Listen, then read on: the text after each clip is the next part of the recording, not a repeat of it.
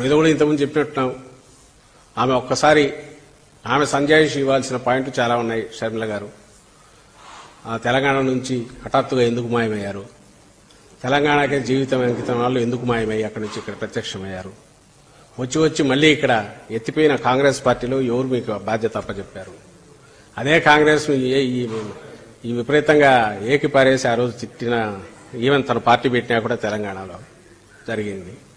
అలాగే తెలంగాణ ఇంట్రెస్ట్ నాకు ముఖ్యం, అవసరమైతే ఆంధ్రాతో కొట్లాడతానని కూడా అన్నారు. మరి అదంతా ఏమైంది?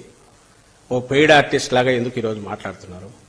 వీటికి ఆన్సర్లు దొరికితే ఈ వివేకానంద రెడ్డి హత్య, ఆమె తీసుకున్న పాత్ర, దానికి ఆన్సర్ దాంట్లోనే ఉంటుంది.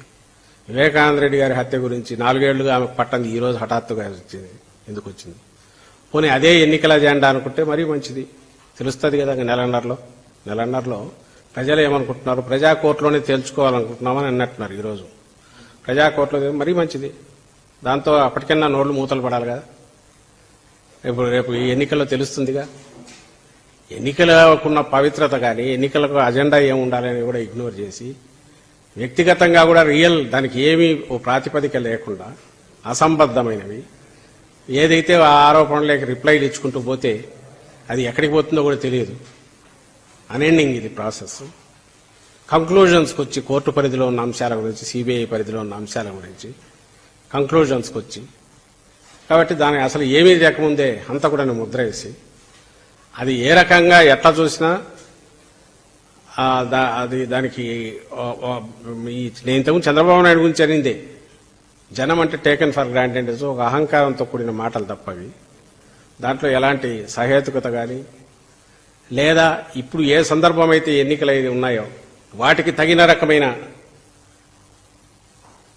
ప్రాతిపదిక కానీ పార్టీ వైపు నుంచి ఉండాల్సింది లేదు. వేరే అజెండా వచ్చి వ్యక్తిగతమైన అజెండా, అది కూడా ఆమె అజెండా అని కనిపించట్లా. చంద్రబాబు అజెండా ఏదో అది ఆమె ఎగ్జిక్యూట్ చేస్తుంది. అందుకే పెయిడ్ ఆర్టిస్ట్ అని అనాల్సి వస్తుంది.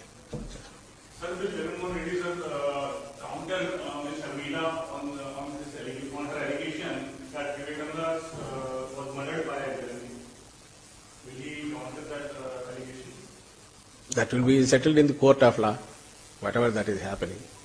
And politically, if we go on answering every silly questions and wild allegations, that will end nowhere. We will miss the real test and miss the whatever the public expect, that we should talk about the public and public agenda, people's agenda. That is our main focus during the elections, and anybody's focus should be the same. That's what we feel. If we leave that and if we go on with a personal agenda, that will become a personal agenda, and whatever that is appropriate action that should be initiated, that obviously we will initiate. Our candidate as well as our party, we will